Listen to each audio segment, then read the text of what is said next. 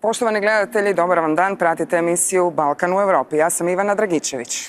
Ja sam Borjan Jovanovski. Izvještaj o napretku zemalja Zapadnog Balkana i ove godine kao da na neki način ima isti zaključak, problem korupcije i vladavine prava u regiji. Ako vнимателно се чита текстот на извештајот, не само што не констатира помрнување од мртва точка, туку очигледно и назадување во овие инаку клучни области за интеграцијата во Европската унија. Kako su izvještaj iščitali briselski dopisnici iz regije koji već godinama izvještavaju iz Brisela? Danas pitamo Dušana Gajića, dopisnika Radio televizije Srbije ovdje u Briselu. Dobar dan, dobro nam došao. Đeračinu Tuhinu, dopisnicu Radio televizije Kosovo iz Brisela. Dobro nam došla. Dobar dan. Става су и Аугустин Павока и дописник Јутарњег листа и Елвир Буцало, дописник Босанske телевизije. BHT. Javnog servisa. Dobar dan. Dakle, progres ili ne progres? Pa sad generalna slika nije preterano pozitivna. Ako krenemo od ovog izvještaja koji se najviše pratio za Srbiju, on je relativno pozitivan. U komisiji ga predstavljaju kao pozitivan. Tu se izdvaja ocena da je zemlja i dalje na putu evropskih integracija, da postoji posvećenost vlade, to je jedna od prvih ocena koju pročitate u izveštaju. Onda se navodi kao pozitivna uloga u regionalnoj saradnji, uloga u migrantskoj krizi i dijalog sa Kosovom. Dakle, unutar te neke opšte slike pozitivne, ako pogledate tamo u detalje, onda vidite da je problem u detaljima, tamo ima mnogo manje pozitivnih ocena, ali slika koju je i komisija, a i vlada naravno u Beogradu želela da pruži je da je izveštaj bio pozitivan. Obzirom da se čeka otvaranje poglavlja ovih ključnih 23-24, koliko ova eksterna situacija, izbjeglička kriza, dakle uloga, važnost Srbije na tom putu može i eventualno suspenzija Schengena o kojoj se naravno priča nakon terorističkih napada i izbjegličke krize, koliko to može uopće utjecati na priču o takozvanom napretku i evaluaciji stvari koje se tiču tih tema u tim poglavljima? Pa može svakako da utiče, mada prva poglavlja koje su u slučaju Srbije na redu za otvaranje su poglavlja 35 i 32. Dakle, Kosovo je, odnosno dijalog između Beograda i Prištine je tema predmet poglavlja koje će biti prvo otvoreno. Uz to se očekuje još jedno poglavlje u decembru, a onda bi zaista trebalo da dođu na red ova ključna poglavlja vladavine zakona 23 i 24. To nije nešto što se ocenjuje u progress reportu, mada jeste bilo pomenuto kao nešto gde je relativno dobro se Srbija nosila sa izazovom izbjeglica. Kao novinari, jeste zadovoljni rečnikom koji upotrebljava Evropska komisija u svojim izveštajima? Da li je to opet ono bla bla koje redovno ili Evropska komisija ovog puta zaista pokušava da definira ključne probleme u regiji? Augustina? Pa, mislim da ste dobro rekli kako smo mi čitali. Nije bitno samo ono što piše u izvještaju, nego kako se izvještaj čita. Ja sam ih čitao preko 15 u svojoj karijeri, znači unazad 15 godina i vidim veliku promjenu, ne toliko u rječniku koliko u pristupu. Sama činjenica da komisija sada radi strategiju za 4 godine dokazuje da je ova komisija izvješće o napretku i cijeli paket proširenja pripremila u skladu s najavom predsjednika Junckera da neće biti proširenja. Znači, komisija je sad, dok je sastavljala ova izvješća o napretku, morala izbalansirati između stava da nema proširenja i o tom proširenju kojeg nema napraviti izvještaj o napretku. Znači, poslati poruku ohrabrenja državama regije Zapadnog Balkana da, vi ste tu u ovom procesu, proces se nastavlja, a u isto vrijeme evropskoj javnosti i državama članicama da se to neće brzo dogoditi, jer mi smo jako striktni. Evo, ovdje ćete vidjeti da su te države jako daleko. Ono što je jasno, znači, sada komisija mjeri stupanj pripremljenosti. Države su ili slabo pripremljene ili su tek na samom početku priprema za članstvo u EU. Znači, činjenicu da neće biti proširenja u sljedećih 4 godine čini realnim i tako je prikazuje u tekstu svih izvještaja i pojedinačnih i cijelog paketa, a s druge strane niko ne jamči da će se to dogoditi nakon 4 godine. Znači, proces se nastavlja, ali jasno daje do znanja da će biti i jako dugo. Jasno je, recimo, da neke države imaju slab napredak, neke nemaju uopće napredak, a neke poput Makedonije, što se vidi iz preporuke, su nazadovale. Tako da ja ove izvještaje čitam kao realnim, jasnijim nego prije, ali i ne toliko ohrabrujućim za one koji vjeruju u neko ubrzavanje procesa europskih integracija država Zapadnog Balkana. Kosovo je napokon potpisalo, doduše iza zatvorenih vrata nekako se činilo, ali dakle krenulo je. Međutim, riječ korupcija u ovom tekstu za Kosovo se spominje 66 puta, ako smo mi točno prebrojali. Kako ti procjenjuješ, dakle, ovu godinu općenito za Kosovo, jer vidimo dole svjedočimo i opet nekakvim unutarnjim političkim problemima i u parlamentu i na ulicama? Jeste, pa u kosovskom slučaju u stvari korupcija koja je već poznata i koja postoji u svakom izvještaju napretku postala endemičan problem. Čak komisija koristi taj izraz u izvještaju napretku, ali cela je omča vezana oko dijaloga. Mnogi procesi su zastali zbog dijaloga na Kosovu, a mnogi su i nastali. Nastali su oni koji su već trenutni u parlamentu i na ulici zbog sporazuma koji su doneti u procesu dijaloga koji vodi ka toj normalizaciji odnosa između Kosova i Srbije. A zastali zato što je sve ostalo zastalo na terenu, zato što je cela vlada fokusirana samo na taj dijalog, malo zbog nje, malo više zbog briselskog kabineta koju vodi Federica Mogherini, iz kojeg kabineta je taj projekat celog tog dijaloga u normalizaciji tih odnosa, i zato je cela energija kosovskog društva u tom pravcu, mada ima drugih problema na terenu koji su od suštinske važnosti, međutim jednostavno nema ni kapaciteta, ni energije, ni prostora da se ljudi bave tim problemima. Kosovo, kao što ste rekli, jeste potpisalo sporazum o stabilizaciji i pridruživanju, jeste da je tim sporazumom zaokružen ceo Zapadni Balkan, međutim, za razliku od ostalih država, Kosovo ovim sporazumom nema zagarantovanu integraciju u evropskim institucijama. Kosovo ima samo evropsku perspektivu, nema perspektivu evropskih integracija, to ne zbog Srbije, nego zbog činjenice da Kosovo još nije priznalo 5 država članica Evropske unije i dok toga ne dođe, to je posljednja tačka koju je Kosovo obavilo na relaciji sa Briselom. Ne može da pređe preko toga, treba sada čekati priznanje, ako do toga dođe, i kad dođe da se nastavi dalje. Elvira, u slučaju Bosne, da li izvještaj odražava stanje na terenu ili je kao i u slučaju Kosova pa i Makedoniji da real politika zadržimo Dayton nekako, a ignorišemo ono što se dešava na terenu, korupcija i svi ostali problemi vezani vladavinom prava, a koje su odnose, koje su relevantni za ono što nazivamo fundamentalne vrijednosti Evropske unije? Pa ima tu svega pomalo. Mediji u Bosni i Hercegovini su izdavanje ovog izvještaja nazvali velikim naslovima nikad bolji izvještaj, ponovo smo na europskom putu.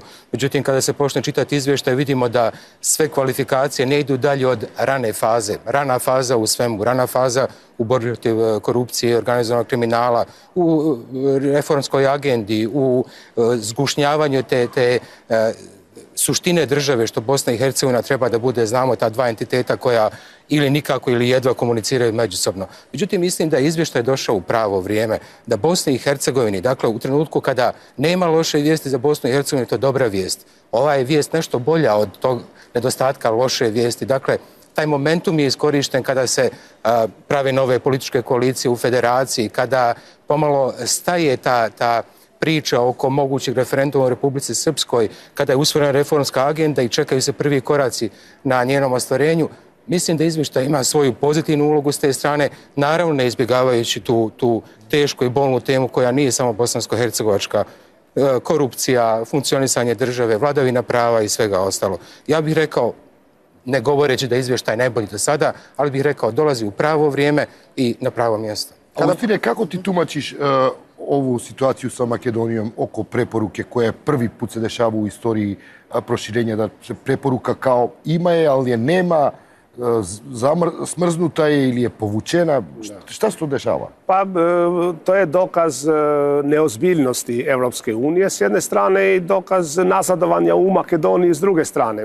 Europska unija, odnosno stručnjaci komisije su napravili razne jezične akrobacije da bi mogli složiti takvu preporuku koja je i uvjetovana preporuka i preporuka s uvjetom i uvjet za preporuku, što nisu mogli drugačije, jer očigledno u Makedoniji postoji ozbiljan politički problem i s druge strane Makedonija je napravila korak nazad oko nekih temeljnih stvari poput slobode medija i tako dalje. Ali i Europska komisija nije tu previše uvjerljiva, jer šta, recimo, onako kako su formulirali, ako izbori prođu u redu, ako sve bude u redu, u proljeće će oni aktivirati preporuku. Opet imati i šta, ako aktivira preporuku, ako Makedonija bude imala, sad nema, do sad je imala jasnu, nedvosmislenu i direktnu preporuku za otvaranje pregovora. Sad je nema, a kad je bude imala, kao i prije, može se s njom slikati. I ovdje je problem kredibilnosti Europske unije isto. Znači, Makedonija je dokaz da zapravo niti jedna strana nije do kraja iskrena u ovom procesu. Ja mislim da su makedonski političari iskusni u svojoj nekonstruktivnosti što se tiče domaćih događaja i domaće zadaće, jer oni znaju da ne mogu dalje, čak i ako budu bolji. Makedonija je, ja to uvijek kažem, bila među najbolje pripremljenima i još uvijek u mnogim stvarima je daleko ispred drugih. Ako pogledate poglavlja koje prati komisija, znači njihov stupanj pripremljenosti je znatno bolji od svih drugih, ali ima ozbiljan politički problem koji je sad prepreka daljem napretku i zbog toga sada nazaduje. Općenito u Briselu tema proširenja u današnjem kontekstu, ok, vi ste dopisnici iz regije, ali kada procjenjujete, kada pričate s ljudima, bilo u komisiji, bilo u parlamentu, koliko se o tome razmišlja na nekakav konstruktivan način i koliko su u stvari ovi izvještaji samo ticking the boxes, dakle ispunjavanje tih nekakve kućica, koliko u tome zaista ima suštine, obzirom da se stvari zaista brzo mijenjaju na terenu? Pa ne, ja mislim da u izveštajima ima suštine i da su izveštaji do sada uvek, a i sada bili dobar dokument, dobro svjedočanstvo o tome šta se zapravo dešava u zemljama koje su u tom procesu, da vlasti vrlo dobro mogu da ih koriste, da novinari također vrlo dobro mogu da ih koriste, da su to mogli da rade i ranije, a da to mogu i sada, kada su izveštaji promenili i svoju formu i kad bi trebalo da budu još čitljiviji i upotrebljivi. O tome možemo nešto kasnije, da li su oni to postigli, a sad koliko je proširenje ovdje važno, pa nije važno, ali mislim to ne treba nikoga da iznenađuje. Ono ne zaprema sad neki veliki kapacitet ovdje institucionalni, nije politički prioritet, ali to je negde zapravo i normalno. Ne znam ko bi očekivao da 3-4 male zemlje u ovoj klimi koja vlada u Evropi, gde se Evropa zapravo po mnogim pitanjima puca po šavovima, da je sad prijem još nas koji smo tu u toj čekaonici bude prioritet. To što nije prioritet ne znači da se neće desiti, ja sam u to potpuno uveren. I evo na kraju i predsjednik komisije Juncker, koji je postao sad čuven po toj izjavi, neće biti proširenja za mog mandata, je danas ili juče kad je govorio o promenama u vezi sa britanskim referendumom rekao da očekuje Evropu od 33 ili 35 članova u nekoj budućnosti koja bi onda morala da ide u dve brzine, odnosno neće svi moći da budu potpuno međusobno integrisani. Dakle, računa se sa Balkanom, ali je razumljivo da to nije prioritet, što jeste obeshrabrujuće. To je pitanje, da li u svetlu ove krize izbegličke, pa i ovoga što se dešava u Parizu, ne samo u Parizu, ovo što su izazvali teroristički napadi, da li to po vas nosi novu energiju i, kako da kažem, osvešćenje kod evropskih lidera, ovih koji vode u Evropskom savetu, da se treba zaista Evropska unija posvetiti procesu proširenja da bi završila tu priču i ujedinila konačno Evropu, ili naprotiv obeshrabljuje ih i opet Balkan i proširenje Balkana stavlja na nekom sporednom kolosiku? To bi možda trebalo da bude više takozvani wake-up call za političare na Balkanu, ne za Evropsku uniju, pošto se teroristički napad desio u srcu Evropske unije od strane evropskih državljana koji su ovde se rodili i rasli ovde, mada su se radikalizovali u trećem svetu. Ovo je više poruka za zemlje Zapadnog Balkana, za tamošnje lidere da se bave pravim problemima. Ti problemi postoje. Postoje u Bosni, vidjeli smo šta se desilo u Bosni, postoji na Kosovu, postoji u Makedoniji, postoji u jednom delu Srbije. I dok se god ne bave direktno tim problemom, to će biti samo otežavajuća okolnost, prvo u smislu viznog režima. Prvo to, pa potom i u smislu proširenja, da se vratim na ono što je rekao i Dušan, ono što je rekao Juncker, bez obzira da se to predstavilo kao neka velika bomba, on je rekao nešto što je bilo realno. On jednostavno nije lagao. Nije prodavao maglu koja nije ni postojala. Jednostavno, posle ulaska Hrvatske u Evropsku uniju, zemlje Zapadnog Balkana su zaista daleko od punopravnog članstva zbog njihovog realnog stanja na terenu.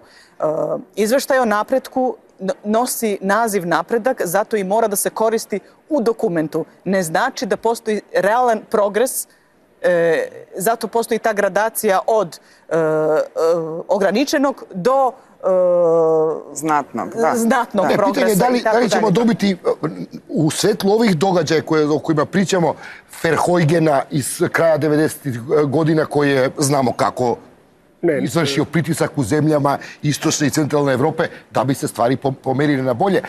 I kad pričamo o ovim fundamentalnim stvarima kao što su sloboda medija, vladavina prava, borba protiv korupcije i tako to. Ja mislim da ovo što se dogodilo u Parizu i cijela problematika oko terorizma i migracije utječe, ali i u oba smjera.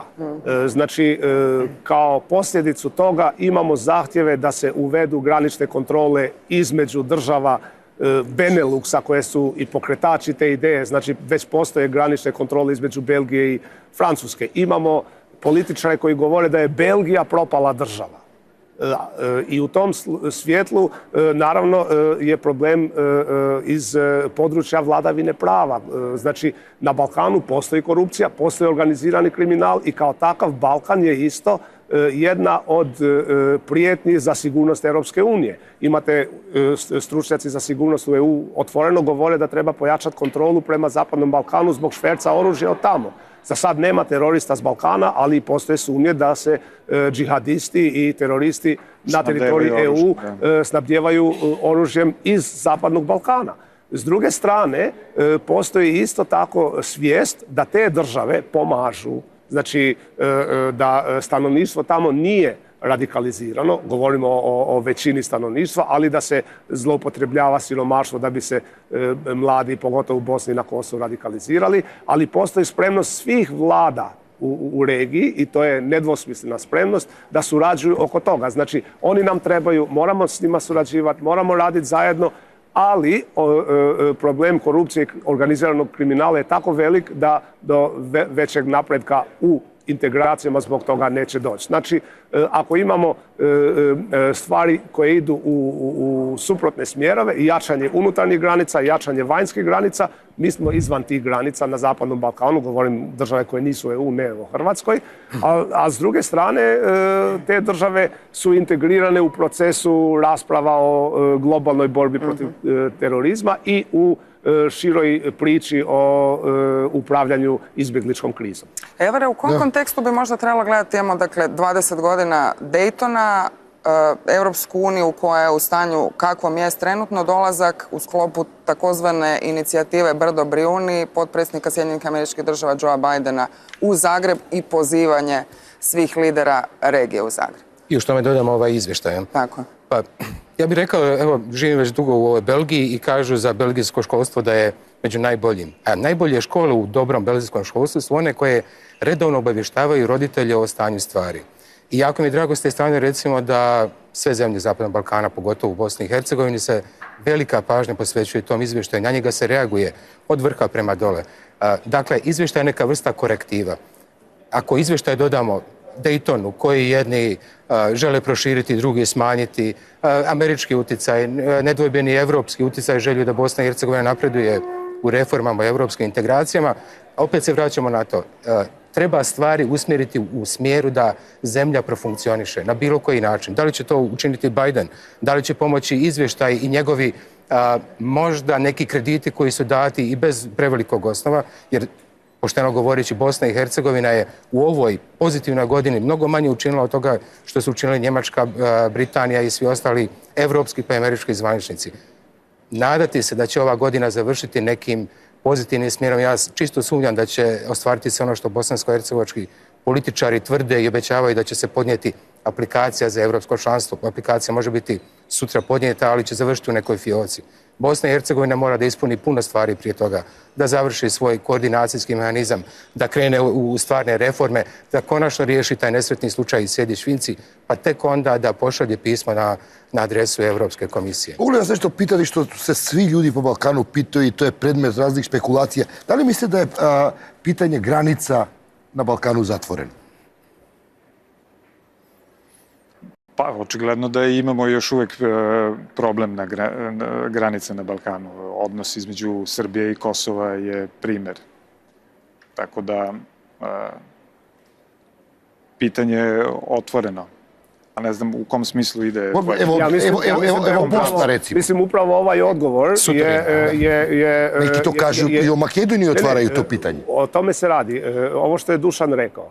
Dok u Srbiji postoji razmišljanje da granice na Balkanu nisu konačne, da su države, ne samo Kosovo, nego i neki misle i Bosna i Crna Gora, samo neko prelazno privremeno rješenje, do tada se neće moći reći da je Balkan potpuno stabilan i da se može integrirati u EU, a EU neće nikada integrirati nestabilnu regiju i nestabilne države koje nemaju granice. I ja mislim da je zato cijeli dijalog između Srbije i Kosova počeo krivo pod pretpostavkom da se ne mora riješiti status, idemo riješiti tehnička pitanja i zapravo između Kosova i Srbije ne bi postojao niti jedan tehnički problem da oni nisu rezultat političkih neslaganja oko statusa Kosova. I mi imamo u Ustavu Republike Srbije stoji da je Kosovo dio Srbije, što je direktna pretenzija prema teritoriji druge države koja je priznata od 23 države Europske unije. I imamo onda EU koja zbog 5 država koje nisu priznale se ponaša kao statusno neutralna. Imamo Kosovo koji ima svoj ustav i koji kaže da su svi dogovori sa Srbijom u okviru Ustava Kosova. I onda imamo bizarnu situaciju gdje se svi pretvaraju. Znači Kosovo kaže sve što je dogovoreno je u skladu sa Ustavom Republike Kosovo. Srbija kaže sve je u skladu sa Ustavom Republike Srbije, a to ne može biti jer ti ustavi govore različite stvari, a EU kaže svaka strana ima pravo reći ono što želi, najbolje odlučiti kako će to komunicirati prema javnosti i onda imamo situaciju da je dijalog za normalizaciju odnosa Srbije i Kosova učinio situaciju unutar Kosova abnormalnom, a nije normalizirao. Oni o normalizaciji govore više ovdje u Briselu, u Berlinu i Beču, ali pogledajte riječnik koje koriste političari u Srbiji i na Kosovu jedni od drugima. Koriste izraze fašizam, srpski dužnosnici srpske vlade šalju pisma gdje Kosovo nazivaju, uspoređuju s ISIS-om. Premijer, potpredsjednik vlade Kosova naziva ponašanje Srbije fašističkim i tako dalje. Znači, tu je ta Evropska unija da bi kupila mir, jer oni se jako boje, stalno se boje destabilizacije i stalno sve što rade usklađuju sa tim prioritetom. I onda stavljaju u drugi plan demokratizaciju, borbu protiv korupcije, organiziranog kriminala, jer ta borba protiv organiziranog kriminala i korupcije bi mogla da stabilizirati neke vlade. Šta je sa Daytonom, Elvire? Dayton misliš da je to završena priča, da je Daytonska Bosna ta što će Bosna biti? I da li u Bosni je to nekakvo otvoreno pitanje? Još, da li Evropska unija i ova perspektiva koju Evropska unija daje Bosni je neka kohezivna snaga koju drži Daytonsku Bosnu takvu kakvo što je?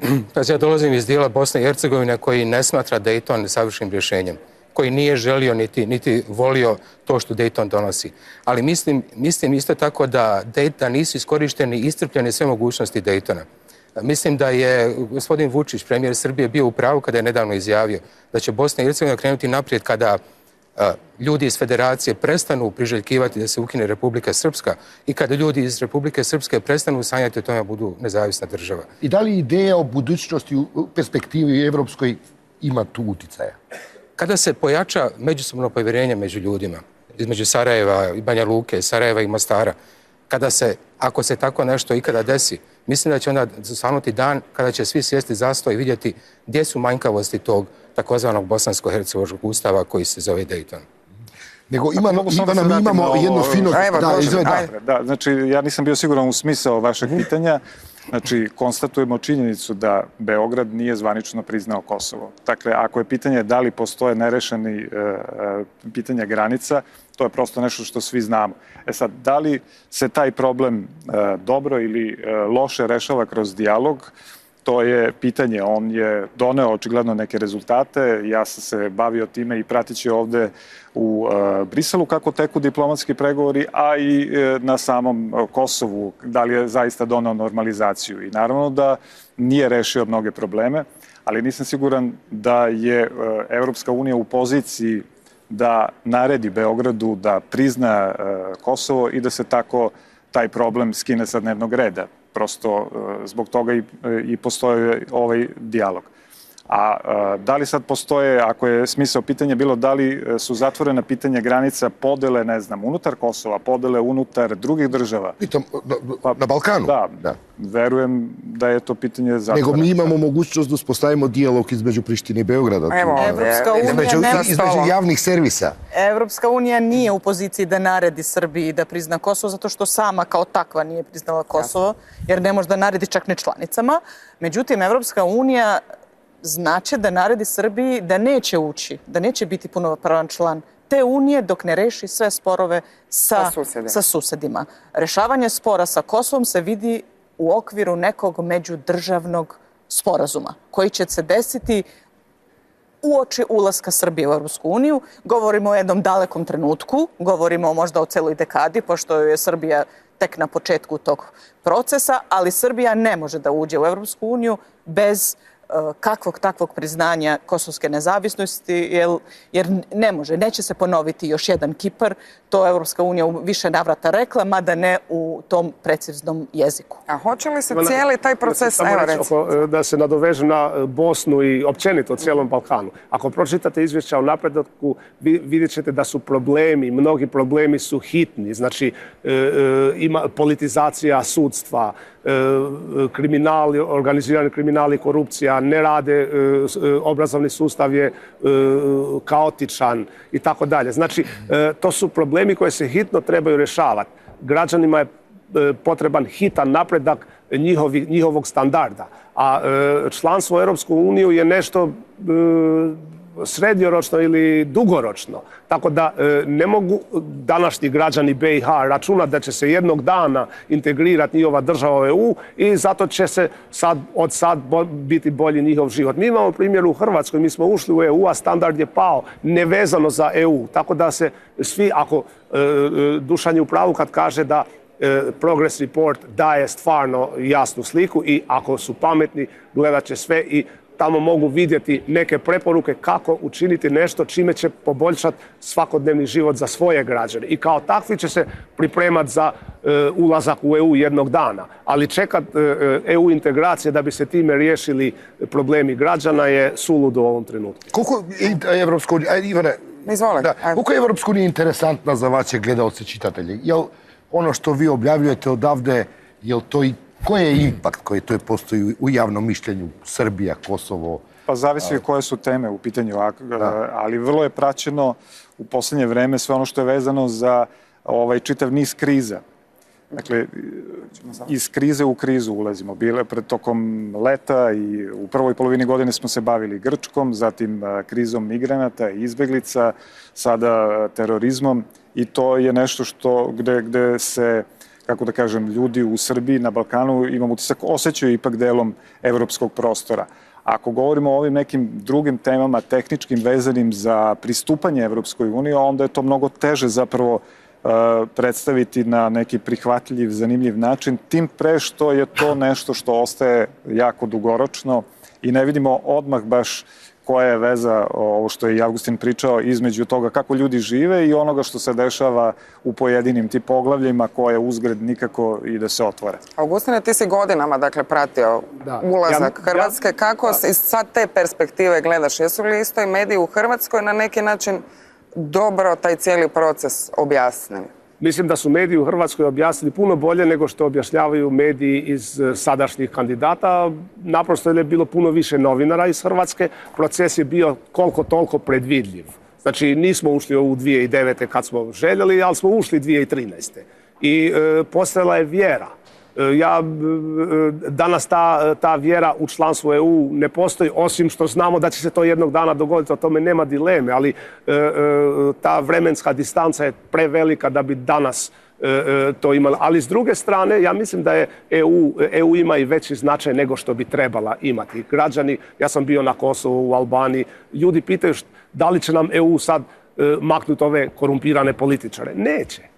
Da li će EU sad riješiti jedan problem u Bosni? Neće. EU gleda tamo, radi analize, daje preporuke, ali ne utječe, ne reagira niti tamo gdje ima i ovlasti, recimo na Kosovu. A pitaju zato što očekuju ono što se zove po regionu sanaderizacija, odnosno imati veliku krupnu zverku u zatvoru, a to se desilo u Hrvatskoj zbog utjecaja Europske unije. Jeste ili nije? Ne, u Hrvatskoj je došlo do reforme pravosuđa, stvarne, zbog pritiska EU, a taj pritisak znači, može da se desi. Da, ali ako postoji politička volja. Ali to se desilo uoči članstva u EU. Znači, znali smo gotovo i datum kad ćemo ući i imali smo zatvaranje poglavlja 23. Znači, stvarno je sudstvo u Hrvatskoj. Možda neki bi i to doveli u pitanje da li je potpuno neovisno, ali puno neovisnije nego bilo gdje druge. Imamo zbilja veliku razliku u društvu. Hrvatsko društvo puno manje tolerira korupciju nego društvo u Albaniji, recimo, ili u Makedoniji. I tu razliku treba isto tako priznati. Nadam se da ćemo ovo druženje nastaviti, obzirom da je jako puno tema iz regije. Hvala vam stvarno svima što ste došli, bili s nama ovih pola sata. Poštovani gledatelji, pratili ste još jednu emisiju Balkan u Europi. Srdačan pozdrav. I blago razumijevanje.